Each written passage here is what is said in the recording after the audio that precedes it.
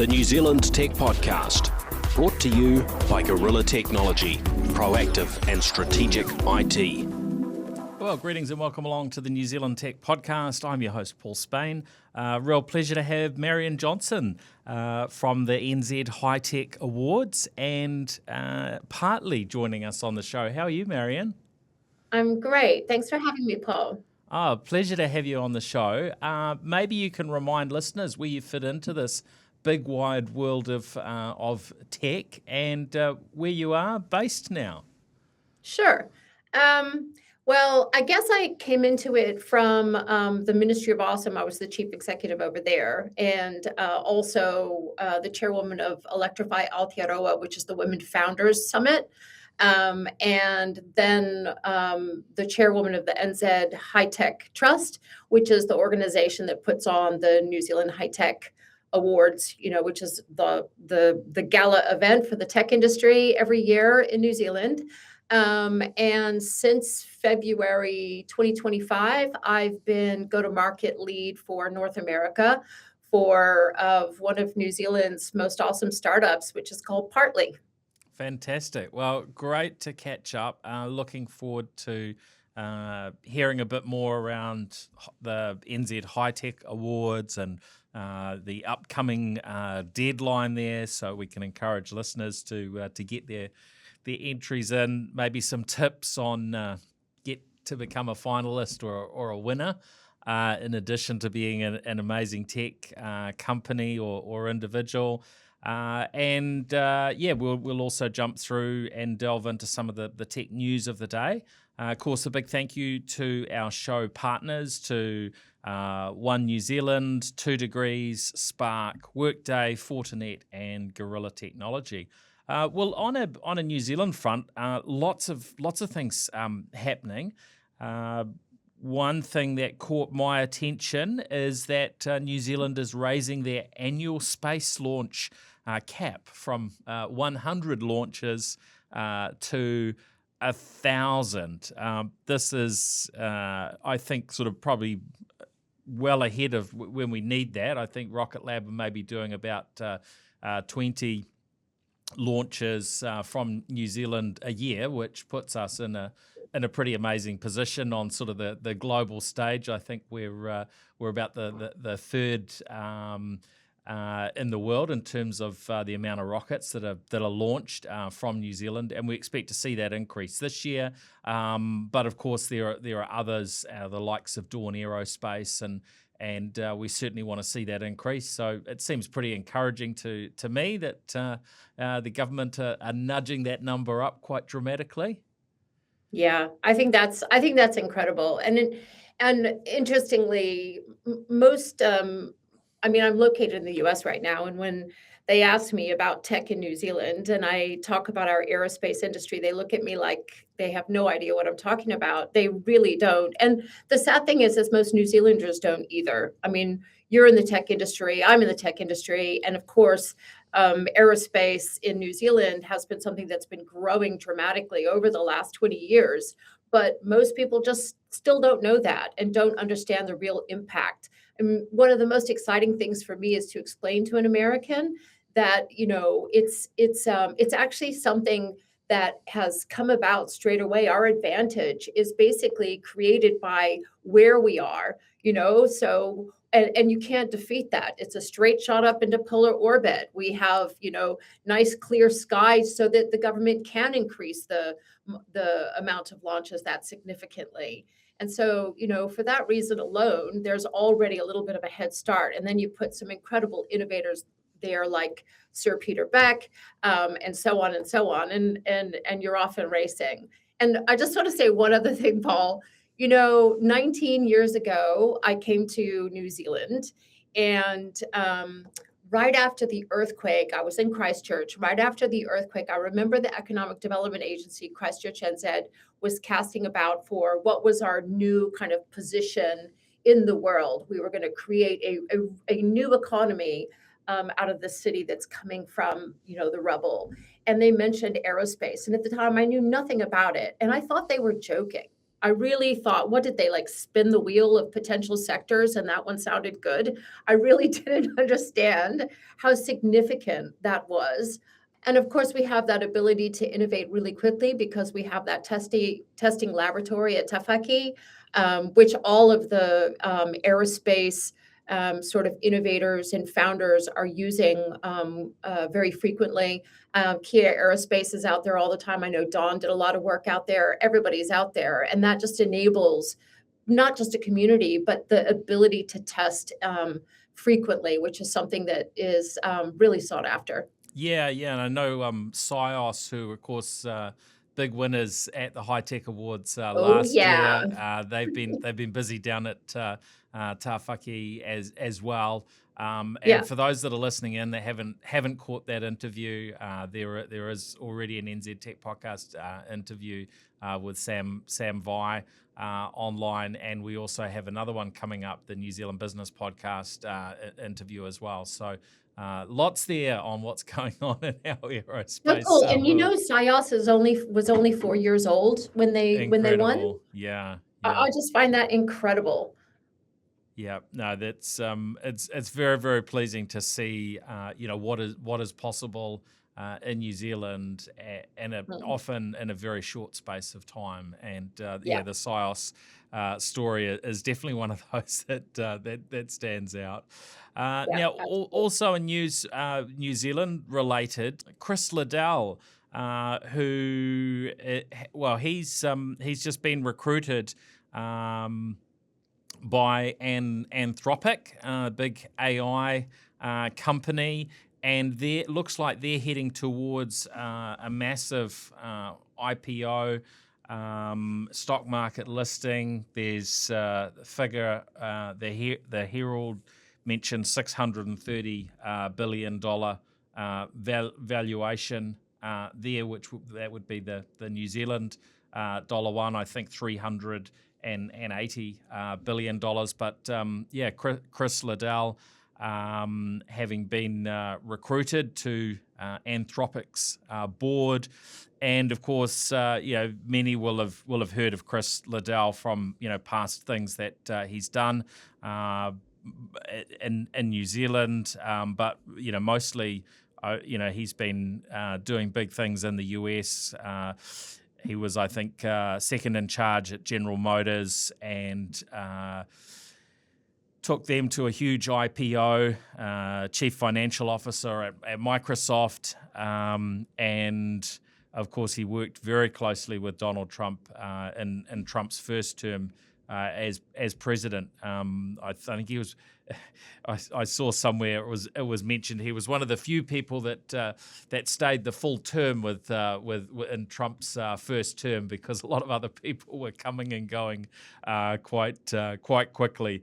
But exciting to have a Kiwi in such a role, and of course we've had other Kiwis well involved across the AI world as well.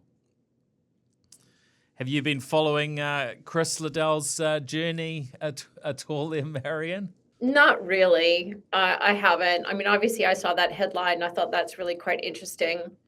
The fact that he's got obviously he must have a solid relationship with Trump if he never left in his first administration, because like you said, there were plenty who did.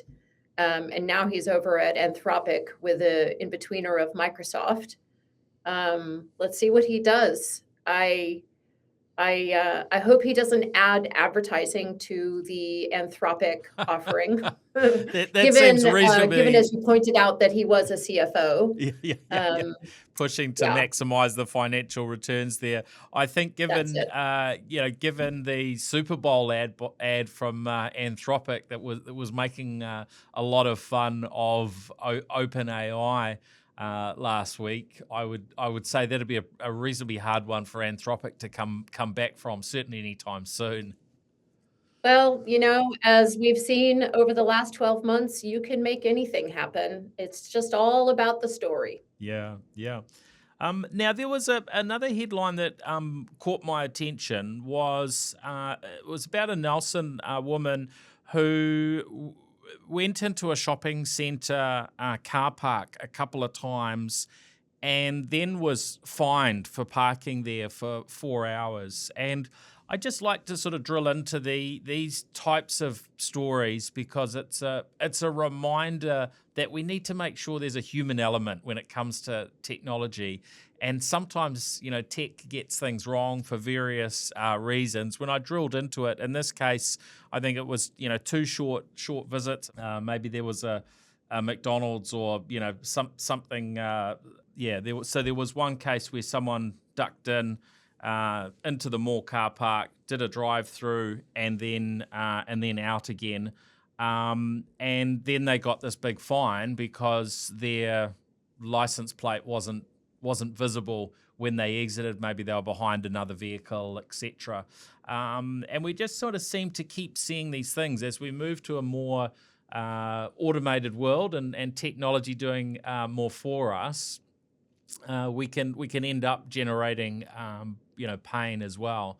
And I think when we think across everyone that's listening in, we all have an opportunity to use technology for good. But there also can be these negative, side effects, and we've got to keep looking out for how we put that humanization back into how we use technology. That's right.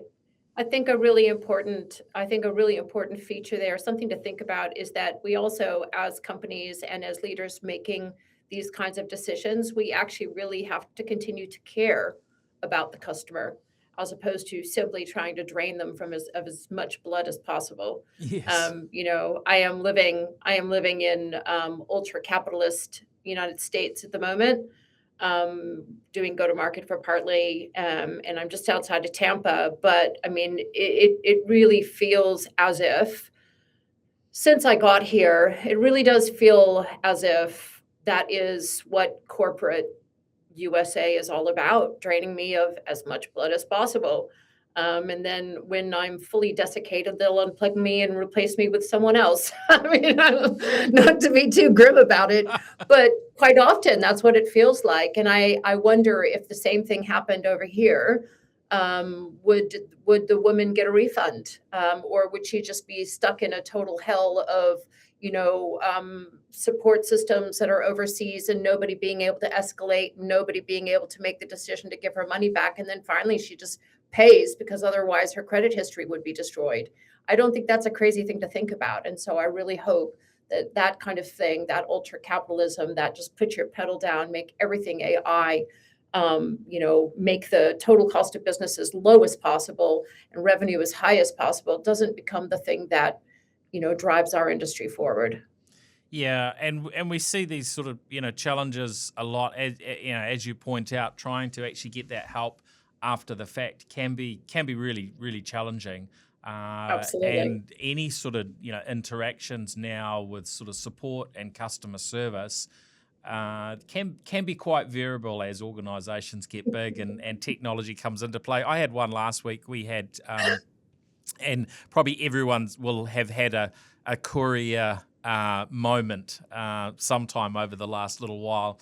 But anyway, our courier for our building dropped some notes in the lobby of our building without coming up to our floor and said, "Oh, we're unable to deliver these packages," rather than working out how to get up to the correct floor, which they would do on any other day, but maybe they were a bit busy, who knows. And so I called up to encourage this activity not to happen again, and promised to call back within 24 hours. It's now a week later. New Zealand Post hasn't responded.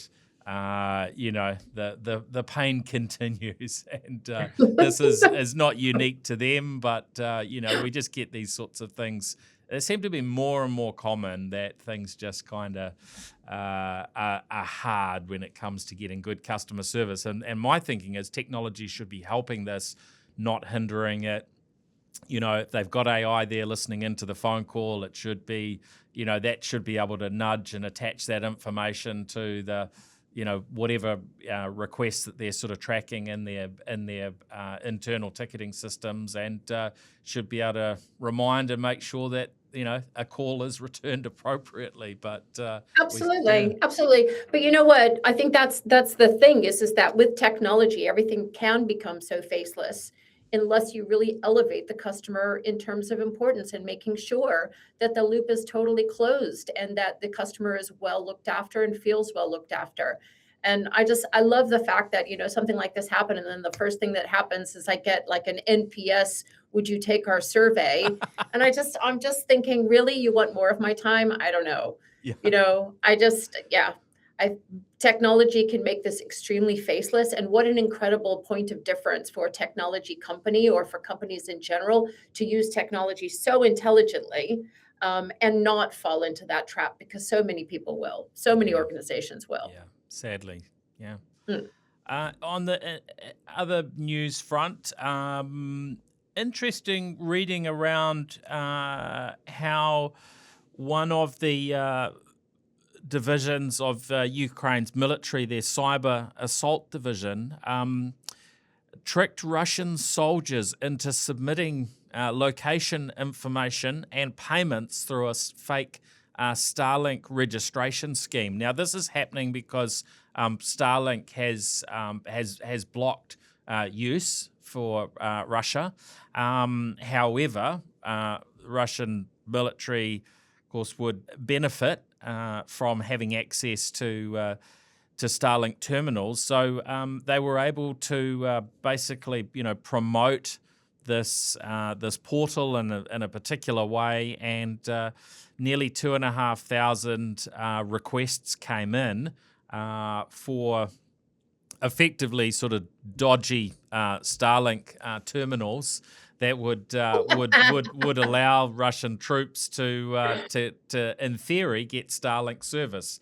And of course they didn't get Starlink service, but they might well have got hit back by the Ukraine military once they knew exact position of where these varying troops were. I mean, I just had a bit of a giggle because it's kind of thinking about like Vanta and cybersecurity and, problems within enterprise and training your employees not to click the link and all that kind of stuff. But this is that writ large on a battlefield. And it's not funny, of course, because there are humans involved in this, and probably a lot of death and destruction if it all goes well for one side or the other. But nonetheless, it's the ultimate don't click the link, isn't it?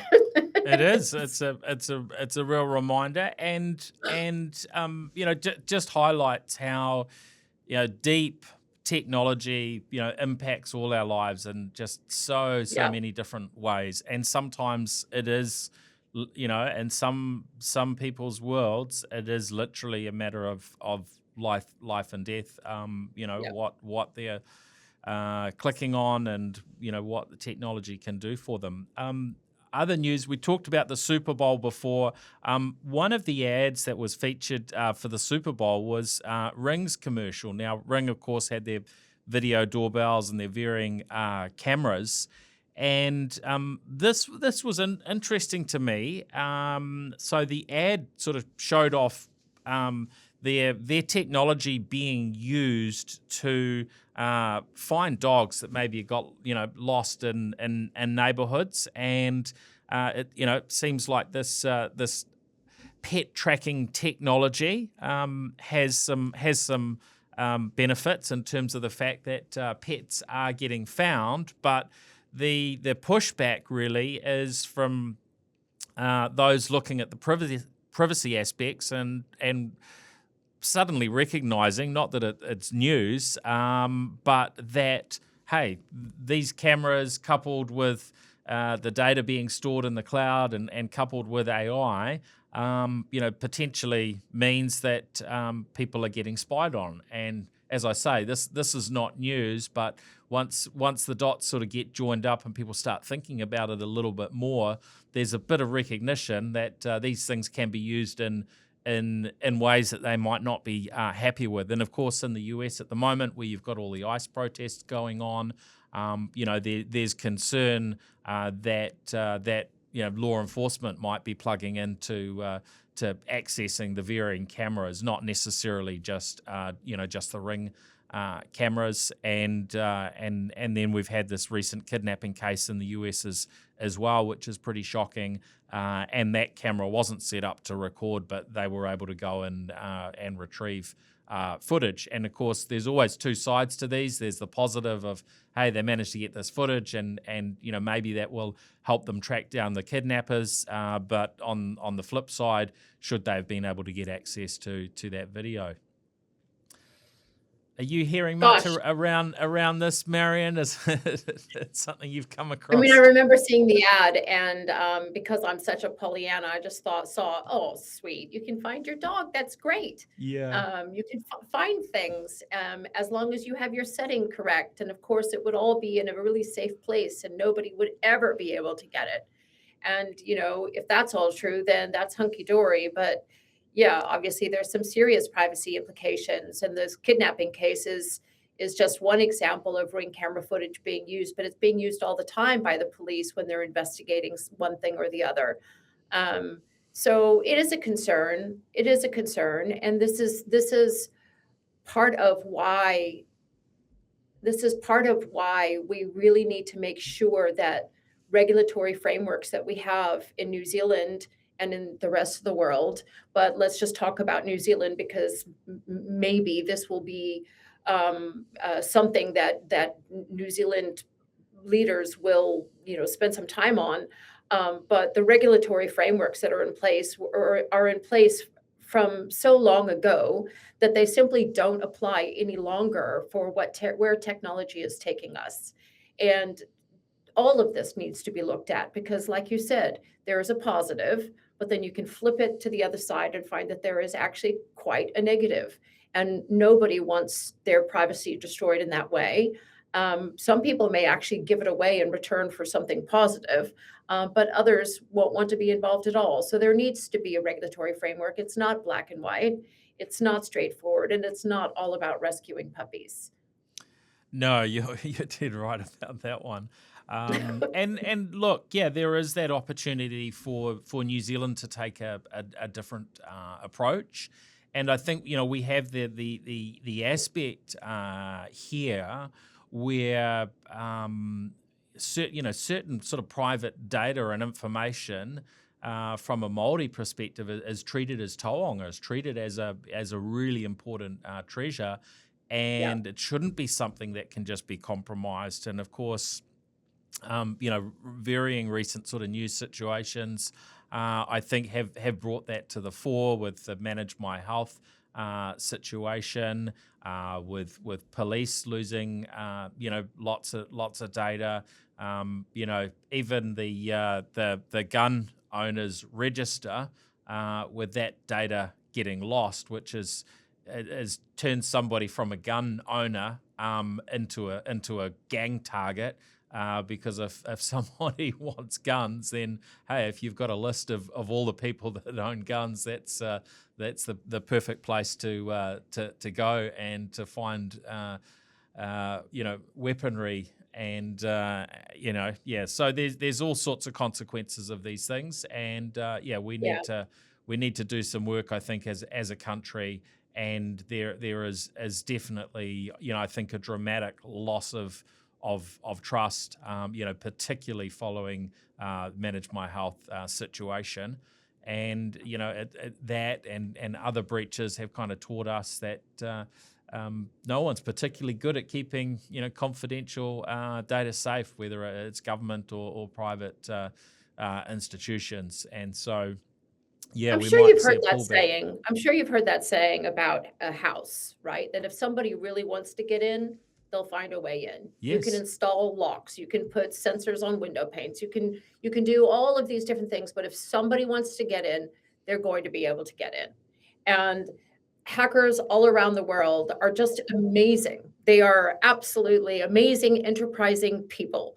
And if they really want to get in, if you're unfortunate enough to be targeted, it's going to be very difficult to keep that data safe. And so therefore, obviously, anybody's cybersecurity needs to stay ahead of that intent.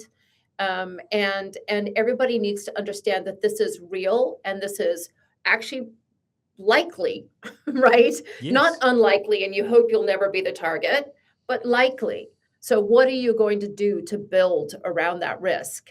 What I feel like what I really want to comment on is it's not just about cybersecurity and it's not just about customer service. It's about the fact that it feels to me that human beings and New Zealanders, New Zealand as a country, and also the United States to some extent, is bumbling forward in this era of hugely impactful technology that can have life and death consequences, real consequences for human beings. And we do not have the regulatory frameworks to guard against that. We simply do not. I mean, that one example of deep fakes, for example, we don't have a law that regulates whether or not you can or can't. I mean, it could be kind of covered by this old law, but it's not quite 100% covered. And that's happening now. So when are we just playing catch up? Are we just going to bumble around?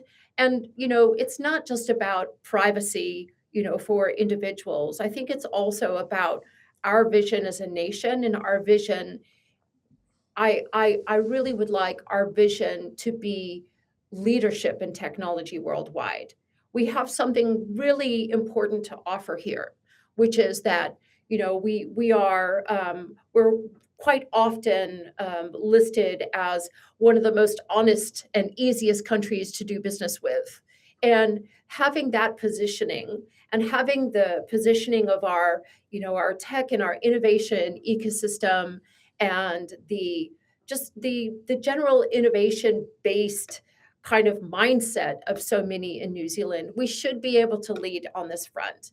And so I'm really disappointed in what we have been doing in, for example, the space of AI, that we didn't look further than generally just sort of putting our toe in the water and participating. There are some really amazing things that have come out of that, but most of it is really just sort of, there's nothing innovative about our strategy. Yeah. There's nothing leading about our strategy. And we should be leading because we have the opportunity and a position that we can leverage to do so. Yeah, well said, well said. And look, from that legislative perspective, there are some areas that are really difficult, and it's understandable that it can take some time. There's not maybe obvious answers in terms of how you build that legislation, but in other circumstances, and you mentioned deep fakes, I would imagine there's probably some legislation you could put in place there quite quickly that people would be very comfortable with as being good for society. And it's not something that we've got to sit back and wait 10 or 20 years to figure out, because some of it is pretty obvious. Should you allow people to make deep fake sort of pornography in New Zealand or of New Zealand people? I think you could probably draw up some legislation on that at pace. Now, we're dealing with challenges around social media. Social media's been with us for 20 years. There's still debate around whether you ban that based on age and other sorts of things. So that maybe is harder. However, I think there probably would be some buckets around social media you could quite easily put in place without having to solve every single aspect of social media challenges. So yeah, I think we should be stepping up on that front, and we probably could lead the way in a number of areas. Yes. And I think it's about elevating the urgency of this. I'm sure, in fact, I'm absolutely 100% certain that government and legal organizations are working on these frameworks, but with what urgency? I would love to know. And from a from a leadership as a country. I don't hear that in any of the speeches or in any of the reports or any of the reporting, and that's a missed opportunity as far as I'm concerned. Yeah, yeah. I agree. There's probably a lot more that we could sort of delve into on that topic. But yeah, I would love to see some, just even some sort of easy wins where lines are drawn in certain areas. In the last month or two, heard about Google, who fortunately have made a little bit of a change. Their parental controls, when a child turned 13, automatically their platform would give the child the option to disconnect from any parental controls. So if a youngster was using a phone or Google services, they would be able to disconnect that at 13, whereas I think Apple's is at least 16 for that. Roblox, as a game, they had a similar thing, and I think theirs is still in place that a youngster can disconnect from any parental controls at 13. These should be sorts of things that we maybe put some structure in place around and a bit more protection for youngsters, rather than just complete maybe the blanket ban that's been discussed. But yeah, lots and lots of areas we could delve into. So we'll keep. I think if you just take into account the leadership that people like Anna Mowbray, Cecilia Robinson have done with is it called Under 16? I can't remember what the name of the act is that they have pressed really hard for. But that's the kind of leadership I'm talking about. People who know a bit about the space, and people who have the ability to lead a debate and lead a discussion and influence politicians. I mean, the fact that the politicians needed influencing on this in the first place said to me that they were kind of asleep at the wheel. Why wouldn't they even be considering doing this themselves? I mean, it's not as if it's not quite famous what Australia was doing. So, I mean, again, it's about realizing that tech is all pervasive. It's either going to make our country, or it's going to make our country, bound to others. And so instead of deciding that that's our position, that we're just going to reap the benefits of technology as opposed to leading technology, which seems to be the mindset, we're going to continue in the space until that mindset is changed. Yeah, yep. Lots of work ahead, but it's some of it is probably a lot easier than maybe it looks from how long it's been taking to move things along.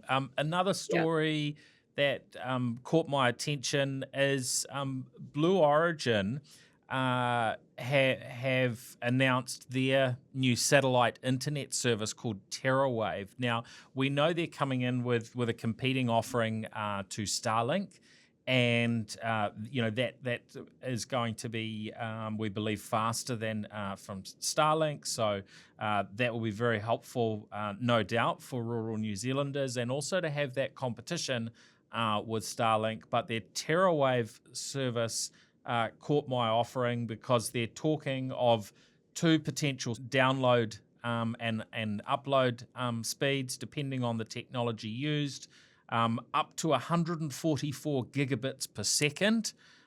So that's well in excess of any typical fibre connection that most Kiwi organisations would have. So that's their RF or radio frequency offering, and then their optical offering in terms of download and upload speeds, 6 terabits per second. So yeah, it's pretty mind blowing. This sort of new internet offerings that are coming through with satellite internet. Now that TeraWave service, of course, with those sort of mind-blowing speeds, that's not for your average consumer. These will be really expensive offerings, and they're talking about the maximum number of customers on a service like that globally of maybe being in the direction of 100,000 customers, whereas of course there are already many millions of Starlink connections or customers globally. But yeah, exciting just to see what new things are possible with low Earth orbit satellites being put up into these new constellations. That's really quite incredible, isn't it? I mean, great to see that there's competition for Starlink. Maybe that will do something for the pricing, but a duopoly hasn't really served us that great with in other areas, has it? So not always, but nonetheless, the impact it for helps. New Zealand, with our geography, with our terrain, and the challenges around internet access, that's definitely going to be a step in the right direction. Yeah. All right, so that's all the kind of general news. Very keen to sort of step in and delve in more onto the New Zealand High Tech Awards. Maybe you can give a bit of an overview for those who maybe have never been to the High Tech Awards before, or aren't too familiar with any of the background and the history of the High Tech Awards. Sure. I mean, I feel like if you didn't know anything about the tech industry in New Zealand and you went along to the New Zealand High Tech Awards, it would be a perfect way to be introduced to the incredible innovation that is taking place in New Zealand. And I got involved with New Zealand High Tech Trust. I don't know, like maybe 7 years ago, and I started off on the trust. I was lucky enough to be asked to be a judge of the startup category because I was so involved in startups. So they figured that's a good place to put me. And my favorite place, actually, because that's where you see really and truly what's coming down the track. Yes. And you see it well before everybody else does. And some of the applications that I used to sit down and see, I'm not allowed to be a judge anymore because I'm now the chair, which is such a bummer. But anyway, the innovations that you'd see coming down the track were just mind-blowing. There was one year that was, I'm going to get this completely wrong, and hopefully I'm not going to offend whoever was the founder. But I think actually they were actually acquired really quickly. But it was basically it was essentially a software platform for programming large numbers of robots at the same time. Yep. And when I first read it, I just thought, is this real? Like, is this now? Is this today? Is this? And it's like, I have questions about whether it's real and it's now and today and possible, but even more, wow, this is something coming out of New Zealand. It was so future forward that I was amazed. And that's the kind of application I read on a regular basis. And last year it was the 30th anniversary of the New Zealand High Tech Awards. So this year is year 31. It was a real milestone year. We had record attendance, 1,000 plus attendees, and that was at the TSB Arena in Wellington, which is a lot smaller than where we're going to be this year in Auckland. I think even more promising, we had a record number of government ministers in attendance, and I'm so happy about that because all of this like the various whinges that I've had so far in this podcast have been around leadership and so on, but we had a record number of government ministers turning up, and that signals how seriously the tech sector is now being taken at the highest levels, and that's incredibly encouraging. And then all of the winners on the stage, you start off with Scios Aerospace, who developed their innovation in 4 years. That's incredible. And when you look at the judges for the company of the year, they're international investors, they're international founders. This is basically the place that you come to see what the heck is happening in New Zealand innovation and where you get a sense of what we're really, really good at. And most of the time you will leave thinking, oh my gosh, I had no idea that was happening here in New Zealand. So kind of like how I was cracking up over aerospace right after the earthquake, and I had no idea. Look what's happened in this country over the last 15 years. it's been incredible how fast our tech sector has developed. We're now the third largest export earner, and so on and so on. None of this is surprising to you or to any of our listeners, but I just feel like, well, I don't feel like, I know that the awards are a perfect place a perfect entry into seeing what is happening in our innovation ecosystem.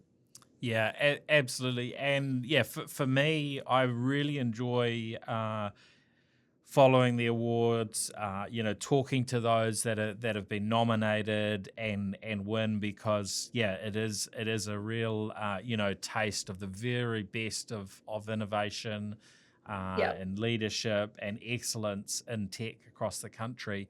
I'm thinking the company you were referring to there in terms of being able to control robotic fleets was probably Rokos. Yes. Yes. Okay, yeah. So we had David Ings, who was the CEO and founder or co-founder on an episode back in 2020. So for those that are curious, you can look. You can probably And they look were that one up. acquired, weren't they? They were, yeah. The Drone Deploy acquired them. Yeah. So that was. But they were winners, I think, in the NZ High Tech Awards in 2021, just from a quick search. So there's just so many success stories. But I think hugely inspirational to be following and involved in the High Tech Awards wherever you get plugged in. And of course, we've got so many people that do, give of their time to be involved in judging, like yourself, being on the board of the High Tech Trust and serving in a whole range of ways. And there's so much that comes out of that. And of course, over the years we've been doing more and more interviews with some of those who have won awards or will do in the future. So it's great to be able to be plugged in. So in terms of for 2026, the deadline is fast approaching for Sure is. For the award. So what would you like to sort of share around what are the tips if folks are wondering whether they can maybe stand out and win an award? Okay. Well, first of all, I just want to say that the deadline is the 2nd of March. And unfortunately for everyone at Swaytech, everybody seems to wait until the 1st of March to start finishing their application, and then they don't send it off until midnight, at which point there's an avalanche of applications that come in. So be smart. Start now, or polish the one that you've already started and get it in and get it done. But in terms of the quality of applications, they're obviously super variable. But I'm always amazed at how many applications I'll read all the way through and I get to the end, I have no idea what they do. Honestly, that just kills me. If you can't do a really quick elevator pitch right at the start before you go into the details, then you're going to have a hard time growing your business. And this is a really good place for you to refine it, is filling out an application like this, completing an application like this, because it really helps you get super concise in terms of your storytelling about what problem you're solving, how your solution solves it, what the heart of your value proposition is, and why you're different from everybody else in the sector and why you deserve to win. I mean, that is right there and then the whole secret of your business. So you should be able to go bang, bang, bang, bang. That's it. And have the judge be wowed by, the singular flow and logic of your argument. But what happens really often, which really surprises me, is that there's so much buzzword usage and overcomplication. And oh my God, If everybody tries to do their application by throwing it into Claude and ChatGPT, which I have no doubt people will, it's going to be even worse in terms of buzzword bingo and the rest of it. So please, if you're going to use AI, which is like I would too, absolutely, but have that as a starting point and then dive right in and clean it up with your own language, with your own understanding of your value proposition, of your innovation, and make it really hugely impactful, and make sure that no one could possibly read it without knowing exactly what you do and why you should win. So to me, that's the critical thing. When you get to the end of it, if you gave it to your mom, would she be like, I totally get what you're doing. It's amazing, darling. And you should definitely win. And if she does, or your dad does, then maybe you're onto something. Good tips. Now, there's a whole range of categories, right? For those that aren't super, familiar, from business and individual excellence across technology and innovation. I think it's something like 11 categories. So there's plenty of opportunities. Everyone's going to fit into probably one bucket or another. Absolutely. Yeah. And every year the trust gets together, and one of the exercises we go through is, are these categories relevant? Do these categories need to be updated? And most of the work is in the name, so that people can recognize themselves. One of the more difficult categories recently has been around manufacturing and hardware. Yes. We want to make sure that people really can see themselves in that. And what we mean is manufacturing and hardware. Make sure you read the blurb underneath that explains exactly who that applies to, because I think you'll find yourself once you have read that blurb. But you're right, there's a category for absolutely everyone. And we truly have reduced it to the shortest list we possibly could. And a lot of that has come down to the length of the actual evening. And also, obviously, all the different types of technology that are out there. Yeah.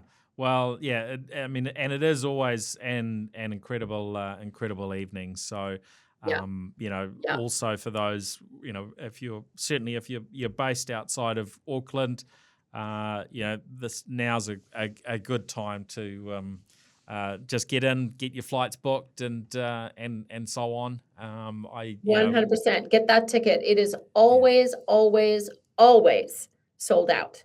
Yeah. And we as trustees have actually been wrapped on the wrist for promising tickets to people who can't afford tickets, or trying to get, a bunch of, anyway, there's a shortage of gift tickets.